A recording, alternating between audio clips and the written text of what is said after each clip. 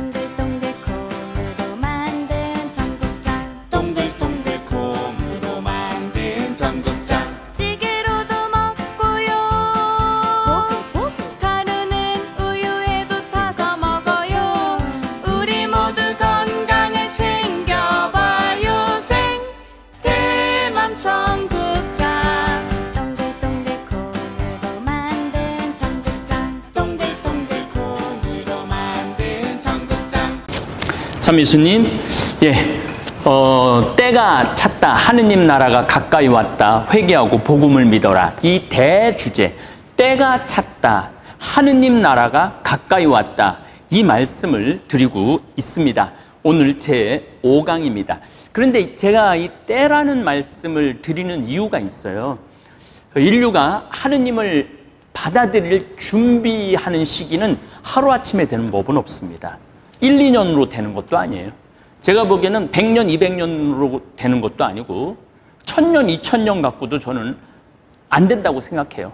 무한한 세계 안에서 하느님이 이 세상, 이 조그만 태양계, 은하계, 우리가 가지고 있는 요 은하계를 하느님께서 개입하시는 인류 역사 안에 당신이 이 은하계를 창조하시고 인간을 창조하시고 인류권, 당신이 오신, 그러니까 무한한 하느님을 이해하는데 우리 인간이 한순간에 이해할 수 없다는 거예요. 그래서 정말 끝도 없는 이해도 준비가 필요했던 것이죠. 하필이면 왜 예수님께서 저 중동 지역에 오셨는가? 예수님께서 우리가 중동이라고 쓰죠. 미들 이스트, 가운데, 동쪽 가운데 있다 이거죠. 우리를 동북아시아라고 그러잖아요. 동북아시아. 그러니까 우리는 동쪽, 북쪽이에요. 중동. 인류 역사 안에 여러분들 보시면은 이 예수님이 오시고 아브라함이 불리움을 받은 이 지역이 인류 문명이 집합되는 데예요. 인류 문명이 집합되는 데. 그래서 하느님께서 이 세상에 오실 준비가 이 가나안, 아브라함으로부터 온 인류로 퍼지기를 원하신 거죠. 이것 역시 제 생각에는 하느님의 그 놀라운 섭리가 아닌가 그런 생각을 합니다. 막 예수님이 막 한반도에도 오시고 미국에도 오시고 2000년 전에 막 여기저기 오셨다면은 또 뭐 네 예수님이 진짜냐 우리 예수님이 진짜냐 이렇게 싸웠을 수 있을 거예요. 그러나 2000년 전부터 아브라함 때부터 하느님께서는 끊임없이 당신의 모습을 계시하시고 가장 완벽한 계신 예수님을 2000년 전에 보내신 거죠. 그러니까 예수님께서 마르코복음 1장 15절에 자신 있게 말씀하신 거예요. 때가 찼다. 하느님 나라가 가까이 왔다. 회개하고 복음을 믿어라. 우리는 지금 그 때를 향해서 우리는 끊임없이 지금 공부해 나가고 있는 겁니다. 성서 공부를 해 나가는 거죠. 자, 이제 청동기로 넘어왔어요. 제가 당분간은 이 토요일 날 아니면 금요일 날 한 주간 배운 거를 전부 다 요약을 해드릴 거예요. 그래서 여러분들 공부하실 때 너무 스트레스 받지 마시고 그냥 제 강의 시간만 충실히 들으시면 제가 처음 끝 중간 다 이어서 말씀드리겠습니다. 청동기라고 그러면은 구석기 시대를 한 10만 년 전, 70만 년 전, 10만 년 전을 구석기로 보고 신석기를 한 13,000~14,000년 전년서부터 시작해갖고 지금으로부터 한 3,000년, 4,000년 전을 신석기로 보죠. 끝을. 그리고 청동기 시대는 우리나라 같은 경우는 단군 할아버지가 청동기 시대 2333년 기원전 2333년에 단군 할아버지가 우리나라는 청동기였죠. 그러면은 우리 한반도는 구석기 시대가 있었느냐? 구석기 시대 있었죠. 70년 전부터 70만 년 전부터 한반도에 우리 조상님들이 살고 있었어요. 가깝게는 요 단양, 충청남도 단양에 구석기의 유적이 있어요. 또 신석기 한 10,000년 전 이 신석기는 어디 가면은 여러분들 가장 쉽게 볼 수 있느냐면 서울 암사동 한강에 가보면은 그 아주 잘 해놨어요. 여러분도 시간 되시면 꼭 한번 찾아가 보세요. 암사동 신석기 유적지를 잘 박물관 해갖고 잘 해놨어요. 거기 가서 보면은 인류의 문명의 발전 같은 거를 느낄 수가 있죠. 자, 이제 청동기. 왜 제가 이 청동기를 중요하게 여기느냐 하면 아브라함은 청동기 시대 때 인물이에요. 그러니까 아브라함은 청동기 때 하느님께 부르심을 받죠. 지금으로부터 4,000년, 거의 좀 약간 연도수가 왔다 갔다 하죠. 우리 단군 할아버지가 2333년에 이 고조선을 세웠듯이 이스라엘의 아브라함은 지금으로부터 4,000년 전, 그러니까 2001년, 2010년, 기원전 1990년에 하느님께 불리움을 받았다고 생각을 하면 돼요. 그렇기 때문에 이 청동기가 우리가 성소를 이해하는데 아주 중요한 시기입니다. 구리를 재련해서 청동기를 만들어 사용하던 시대입니다. 농사 기술이 이제 발달했어요. 농사 기술이 굉장히 많이 발달해갖고 생산물이 많아져요. 생산물이 많아진다면 일 안 해도 되는 사람이 늘어난다는 얘기예요. 구석기 시대 때는 다 같이 달겨들어서 매머도 잡아야 돼요. 다 같이 놀 수 있는 사람이 거의 없어요. 여자들은 집에서 애 키워야 되고 또 애 키우는 것뿐만 아니고 나가서 열매 따야 되고 남자들은 가서 사냥해야 되고 애 낳아야 되고 애 돌봐야 되고 역할들이 너무너무 바빴죠. 신석기도 역시 마찬가지였어요. 그러나 청동기에 들어서면서부터 생산물이 많아진 거야. 그러니까 예전에는 100명이 나가서 농사를 져야 되는데 청동기 시대만 해도 한 40명만 나가서 농사를 져도 되는 거예요. 그럼 나머지 60명은 무슨 일 할 거예요? 이 60명은 어떤 사람들이냐면 40명 농사지라고 내보내는 지배 계급이 생기는 거예요. 그리고 전문 직종이 생기는 거죠. 그래서 이 청동기, 구리하고 주석을 이렇게 합쳐서 굉장히 단단. 그래서 이게 시간이 지나면 동색깔로 바뀌어요. 청동검 같은 경우가.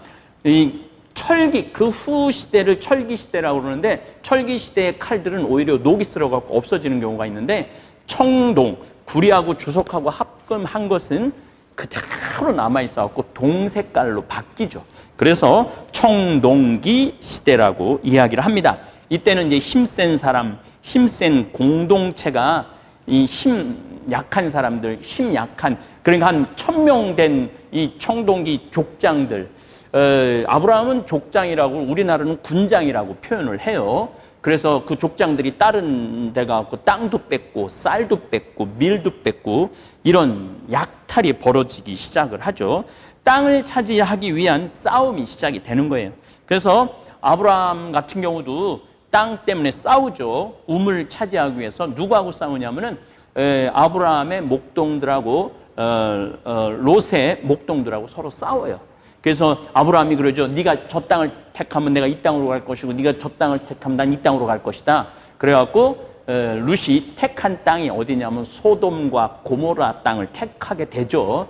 그래서 거기에 자꾸 윤리적으로 퇴폐하니까 하느님께서 소돔과 고모라를 유황으로 벌하시죠. 그 소돔과 고모라 지역은 지금 이스라엘로 보면은 갈릴리 호수가 있고 사해가 있고 그 밑쪽으로 내려가면 소돔과 고모라로 생각되는 지역이 나옵니다. 그래서 다시는 싸우지 않게 되었다. 그래갖고 샘 이름을 르호봇이라고 이름을 지었죠. 이게 우리 동창 신부들 이름이에요. 우리 동창들이 한 20명 되는데 모이면 싸워요. 그래서 우리 모이면 싸우지 말자. 그래갖고 구약 성서를 그 르호봇 연못 우물가를 해서 이제 요즘은 이제 잘 안 싸우는 것 같아요. 이제 신부된 지 한 28년이 되니까 요즘 이제 서로 이제 그야말로 서로를 이해하고 인정하는. 그래서 제가 르호봇을 아주 확실하게 기억을 합니다. 어쨌든 청동기 시대 때도 농사를 질 때는 나무와 돌을 이용했습니다. 왜냐하면 청동이 이게 합금이 잘못하면 휘기도 하고 그래요. 그래서 제가 말씀을 여러 번 드렸지만은 청동기 시대 때 싸움은 살인은 거의 없었어요. 왜냐하면 청동으로 찌르면 아프고 더 안 들어가. 그런데 철기 시대 때는 철이 굉장히 날카롭기 때문에 베면은 목을 날릴 수가 있었어요. 그래서 청동기 시대 때는 서로 싸워도 상처를 입고 부상을 당하는 정도지 사륙이 행해지지는 않았어요. 청동기 시대는 굉장히 좋았던 시대죠. 그래갖고 지면은 이제 우리가 니네 노예로 끌려가고 우리 쌀 다 줄게. 그렇게 하고 또 나중에 또 힘길러갖고 또 이렇게 하고 그랬는데 철기 시대 때는 칼을 찌르면 그냥 들어갔어요. 그만큼 날카로웠던 것이죠. 어쨌든 청동기 시대 때 농사는 돌하고 나무를 이용해서 농사를 졌어요. 이 청동은 사실은 무기로도 크게 쓰지 않았고 제사 때 쓰는 주요한 도구로 사용합니다. 그리고 또 이제 군장들이, 족장들이 좀 내가 좀 특별하게 하늘로부터, 신으로부터 선택받은 사람이다. 그래서 종 같은 거, 그 다음에 검 같은 거 탁 차고 다니면서 번쩍번쩍, 이 사실은 처음 구리하고 주석하고 합금하면 빛이 황금빛이 납니다. 그래갖고 그런 걸 차고 다니면서 이제 사람들 막 부려먹고 노예로 부려먹고 종으로 부려먹고 그런 용도, 그 다음 청동 거울 같은 거 이렇게 반짝반짝 빛나게 하고 차고 다니고 그런 용도로 썼지 청동기와 신석기, 그래서 어떤 학자들은 청동기 자체를 그냥 신석기에서 바로 철기로 넘어갔다라고 이렇게 그래야 되지 않느냐 이런 이야기를 하죠. 실질적으로 또 다윗이 나갈 때 골리앗하고 싸우러 나갈 때요, 사울이 뭐를 입히느냐 하면은 청동 투구를 씌워줘요. 그러니까 1100년 요때 다윗이 등장을 하게 되는데 그때까지도 청동하고 철기가, 칼은 철기야. 그런데 투구는 청동을 썼어요. 두 가지가 혼용되었다는 얘기죠. 어쨌든 여기서 청동기 시대에 우리가 아주 깊게 들여다봐야 되는 건 불을 사용하는 온도가 차원이 달랐다는 거예요. 구리하고 주석하고 이걸 합금을 하는데 1200도까지 온도를 올려야 되는 거예요. 그래서 이 1200도까지 올리는 기술이 발달한 거죠. 그러니까 인류가 점점 획기적인 발전을 하죠. 청동기 시대 때도 철이 있습니다. 제가 이스라엘 네게부 사막에 가보니까 실질적으로 이 사막에 그 흩어진 돌들을 보면 철이 있어요. 철은 그렇게 쉽게 이 지구에 제일 많은 것 중에 하나가 철이라고 그래요. 오히려 청동보다는 철이 훨씬 많았다고 그래요. 그런데 철을 왜 재련을 못했느냐? 청동은 1200도까지 올리면 재련이 가능했는데 철은 1600도까지 온도를 올렸어야 돼.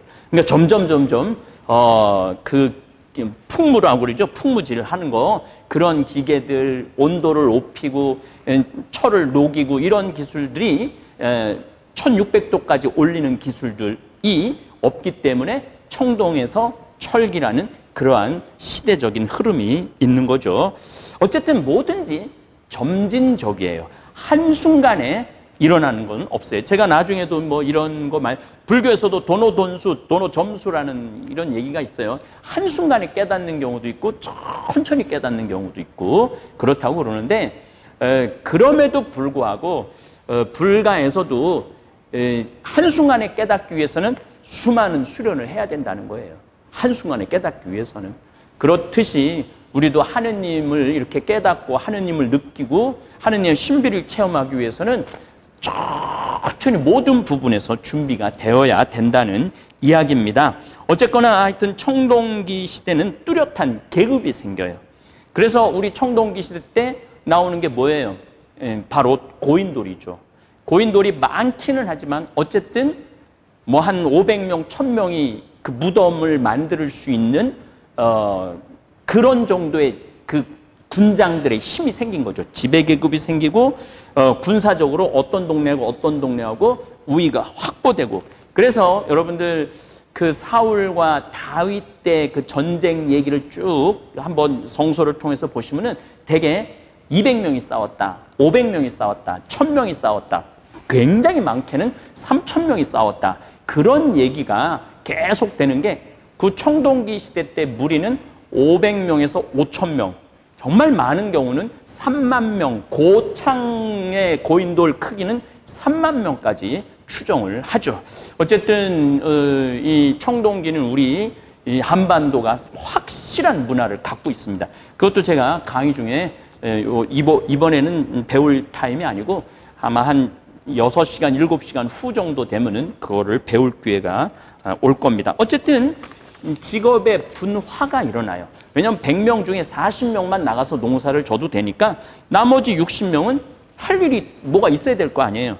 그러니까 예술가도 생기고, 그 다음에 광대도 생기고, 물건을 이렇게 서로 교환하는 상인도 생기고, 심지어는 사채업자도 생기고, 정치인도 생기고, 종교인도 생기고, 구약 성서에도 보면은 매춘부도 생겨요. 이때부터 전문 직업으로 생기죠. 그 다음에 건축가, 노예, 요리사, 심지어는 이제는 일 안 하고 약탈하는 약탈꾼도 등장을 하게 됩니다. 그러니까 이제 청동기 시대가 되면은 굉장히 그 복잡한 사회상이 형성이 되는 거죠. 그래서 이 함무라비 법전이라는 것들이 나오는 게, 이 함무라비 법전이 지금으로부터 한 1900, 그러니까 한 기원전 1970년 요때 함무라비 법전이 나옵니다. 왜 법전이 나오냐면 도둑놈도 생기고 매춘부도 생기고 강도도 생기고 물건도 거래하고, 그러니까 이게 법이 필요한 시대가 된 거예요. 그러니까 아브라함이 등장할 때는 이미 어느 정도의 법이 형성이 돼 있는 거예요. 그리고 아브라함 시대 때 정도가 되면은 그야말로 왕도 생기고 신전도 생기고, 그 다음에 제사장도 생기고, 하여튼 별 직업이 다 나오는 시기가 바로 이 청동기 시대입니다. 지난 시간에 말씀드렸지만 예리고와 팔레스티나 지역이 세계에서 가장 먼저 형성된 도시라고 그랬어요. 예리고는 가보면은 광야예요, 광야. 그러니까 예수님이 광야에서 40일 동안 유혹을 받았다라는 지역이 바로 예리고 지역입니다. 예리고. 그리고 세 번째 유혹을 받을 때 나한테 네가 절하면은 모든 나라를 다 준다는 게 예리고 성읍을 보여주고 그랬다는 전승이 있죠. 어쨌거나 하여튼 예리고 팔레스티나 지역에 청동 유물들, 도구, 무기, 종교 예식에 쓰는 제구들이 발견이 되죠. 만 년 전에 저는 여러분들한테 벌써 창조 진화를 얘기했습니다. 한순간에 다 창조된 게 아니에요. 창조되는데 6일 걸렸잖아요. 그러니까 한순간에 창조된, 많은 분들이 오해하는 것이 한순간에 모든 게 창조됐다고 생각을 하는데, 그거는 정말 이 우주 이야기를 모르는 분들이 하는 얘기예요. 150억 년 전에 빅뱅, 이 빅뱅도 지금도 블랙홀이 우주 곳곳에서 관측이 되죠. 이 블랙홀의 에너지는 어마어마하다는 거예요. 그것을 폭파시킬 수 있는 그 능력은 누구밖에 해석이 안 되냐면 전능하신 조물주 외에는 그 블랙홀을 터뜨릴 수 있는 에너지가 어디에서도 있지 않는 거죠. 그러니까 창세기에 보면 빛이 있어라 하니까 빛이 있었다. 그게 바로 블랙홀 얘기라고 제가 쓴 책에 그렇게 하여튼 해놨습니다. 비옥한 초승달 지역, 참 말씀 많이 들었죠. 비옥한 초승달 지역은 지금 터키 남부지방, 그리고 시리아, 요르단, 그 다음에 티그리스강, 유프라테스강, 거기를 메소포타미아 두 강 사이라는 뜻이에요. 메소포타미아 문명, 그리고 레반트 지역, 가나안 땅, 팔레스티나, 그 다음에 그 밑에 있는 게 바로 이집트입니다. 이집트 끝자락에 항상 이 지역을 전체적으로 거의 비옥한 초승달 지역이라고 표현을 많이 합니다. 굉장히 비옥해요. 우리가 성서, 중동, 막 이라크 그러면 막 전부 다 사막이고 그렇다고 생각을 하는데, 이 수메르 문명, 지금으로부터 5,000년 전, 예수님 탄생 3,000년 전, 4,000년 전, 길게는 2만 년까지도 봅니다. 그 지역이 아주 비옥한 밀과 보리가 나는 지역이었죠. 그러니까 인류 문명의 선두주자 지역에 하느님께서는 그곳을 당신이 인류 구원의 장소로 선택하신 거죠. 그 예리고 성읍에 보면은 청동기 유족하고 신석기 유족을 동시에 볼 수 있죠. 그만큼 그 지역에 하느님께서 정성을 들였다는 뜻입니다. 자, 인간이 이제 점점 뇌가 발전하기 시작해요. 뇌 용량이 커지기 시작해요. 제가 뇌 용량이 커지는 이유에 대해 말씀을 드렸어요. 고기를 구워 먹고 야채를 익혀 먹고 그 다음에 우리가 쓰면서 이 뇌를 받칠 수 있는 척추가 있기 때문에 뇌 용량이 커져도 우리가 이 뇌를 받칠 수 있어요. 대개 우리가 먹는 거의 3분의 1이 뇌로 간다고 그래요. 그래서 대개 이제 뭐 그런 거는 아니겠지만은 신경이 예민한 사람이 살을 안 쪄요. 계속 생각하기 때문에 에너지를 많이 쓰기 때문에 살을 안 찐다고 그래요. 그리고 이제 대체적으로 이제 생각을 안 하는 사람들이 살이 많이 찌는 거죠. 좀 무디다고 표현하기는 좀 그런 게 있고, 그래도 좀 마음이 느긋한 사람들이 살이 좀 찌죠. 뇌를 얼마나 쓰느냐에 따라서 우리가 에너지의 분포도도 달라지는 것이죠. 어쨌든 오스트랄로피테쿠스는 뇌 용량이 440에서 500cc밖에 안 됩니다. 그 다음에 호모 하빌리스는 600에서 850, 손을 쓸 줄 아는 사람, 도구를 쓸 줄 아는 사람을 호모 하빌리스라고 그러죠. 호모 에렉투스, 이렉트, 일어선다라는 뜻이죠. 뇌 용량이 1000cc 정도 되죠. 불을 이용할 줄 알고. 그리고 호모 사피엔스, 지혜의 사람, 이거는 1350cc. 그 다음에 신석기 시대 한 10,000년 전에 들어가면은 1500cc. 그러니까 10만 년 전 사람들의 뇌하고 10,000년 전 예리고의 사람들 뇌 용량 크기를 보면 3배가 뇌가 커져요. 그러니까 뇌가 굉장히 많이 커지는 거죠. 자, 여기서 뇌가 자꾸 커진다는 것은 이 뇌 용량이 자꾸 증가하는데 심피질이라는 게 있습니다. 심피질. 심피질 안에는 이게 자기 의식이 생기는 거예요. 언어가 생기고 감정이 생기는 거예요. 근데 이 짐승들은 자기 의식을 갖기가, 자의식을 갖기가 쉽지가 않아요. 나는 누군가? 나는 왜 살아야 되나? 어떻게 살아야 되느냐? 개가 여러분들 그런 고민하는 거 봤어요? 개들이 그냥 어느 날 갑자기 주인님, 나는 왜 살아야 됩니까? 이렇게 물어보지 않아요.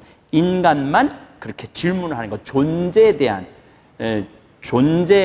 자기 존재에 대해서 느끼는 거죠. 자기 존재를 느끼는 게 바로 인간이에요. 내가 지금 행동하고 오늘은 뭘 해야 되겠다, 뭘 해야 되겠다, 이런 걸 계획하는 게 바로 인간이죠. 그래서 이 심피질이 굉장히 많이 커지는데 종교신앙에 심피질이 필요합니다. 심피질은 자기 의식과 언어와 감정을 맡고 있죠. 그리고 영원한 것에 대한 생각을 하게 되고, 그러니까 내 경험을 가지고 그 경험의 이상의 것을 상상하게 해주는 것이 심피질입니다. 침팬지에게는 심피질이 뇌의 50%밖에 차지하지 않지만은 인간의 뇌에는 80%가 심피질이 들어있는 거예요. 그래서 여러분들, 제가 이 신천지에 대한 강의 19강을 했죠. 참 한심한 교리, 그리고 뭐 며칠 전에 SBS에서도 지금 이만희 씨 그 비자금이 한 2천억 정도 지금 있다고 그러죠. 자기는 전세방에서 산다고 그러는데 이만희 씨 이름으로 된 땅들이, 저 평화궁전도 제가 직접 가봤다고 그러지만 어마어마해요. 그리고 지금 과천의 땅들도 굉장히 많다고 그래요. 그럼에도 불구하고 이만희 씨가 말하는 게 말도 안 되는 얘기인데 겁을 주잖아요. 곧 종말이 들을 거고 네가 14만 4천 명 안에 들어야 되고, 그러면은 영생, 육체 영생하고, 이게 뇌 안에 80%가 그런 게 들어있기 때문에 그런 말을 하면 자꾸 끌리는 거예요. 그러니까 거짓 예언자들한테라도 이 심피질이라는 게 있기 때문에 끌려가는 거예요. 왜 저 사람들 저런 데 끌릴까? 저런 데 빠질까? 인간이 생겨 먹은 것 자체가 종교적으로 생겨 먹은 거예요. 신앙을 하게 생겨 먹은 거예요. 이 구조 자체가.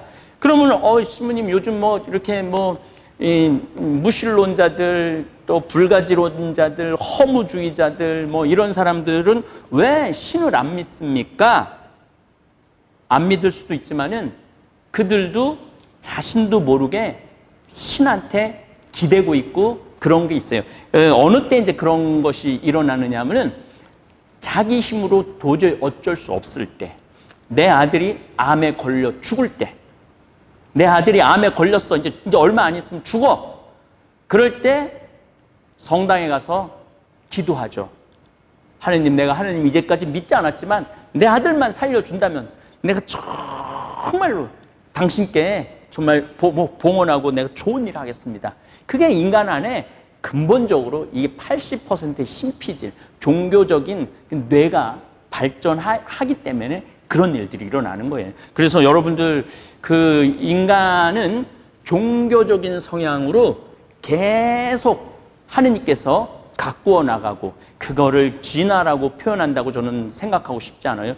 영적으로, 정신적으로 점점 성숙하는 거예요. 그래서 4대 문명이 나오는 거예요. 아직 지금 4대 문명은 얘기 안 했어요. 황허 문명, 인더스 문명, 이집트 문명, 나일 문명, 그 다음에 메소포타미아 문명. 요거는 이제 한참 뒤에 이제 나오는 거예요. 우린 지금 저 선사시대, 글자가 생기기 전에 선사시대, 글자가 생기고 이후부터는 역사시대라고 보는 거죠. 그래서 지금 이제 겨우 선사시대 얘기한 거예요. 구석기 시대, 중석기는 뭐 그냥 넘어갔고, 신석기 시대, 그 구석기 시대를 뗀석기라고 그래요. 돌을 떼갖고 했다. 신석기를 간석기 시대라. 돌을 막 가는 거예요. 막 갈아갖고 삐죽하게 만드는 거예요. 그리고 그걸 간석기 시대라고 그럽니다. 여기까지, 그 다음에 청동기 시대까지 배운 거예요. 아직 문자에 대한 얘기를 하지 않았어요. 이 문자에 대한 얘기는 이제 뇌가 점점 발전하면서 종교적으로 그리고 좀 더 생각을 많이 하게 되고 철학적인 생각을 하게 되고 훨씬 더 구석기, 신석기 때보다는 다양한 직업도 생기고 계급도 생기고 그 나쁜 몸도 생기고 뭐 몸 파는 사람도 생기고 정치인도 생기고 종교인도 생기고 그 끝에 뭐가 필요했느냐 문자가 필요하게 됩니다. 그래서 다음 시간에는 문자 이야기를 하도록 하겠습니다. 감사합니다. 너무나도 고소해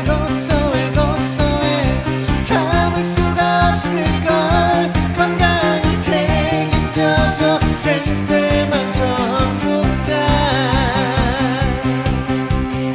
전국장이 냄새난다 선입견이 있나요 나도 처음엔 그렇다고 생각했지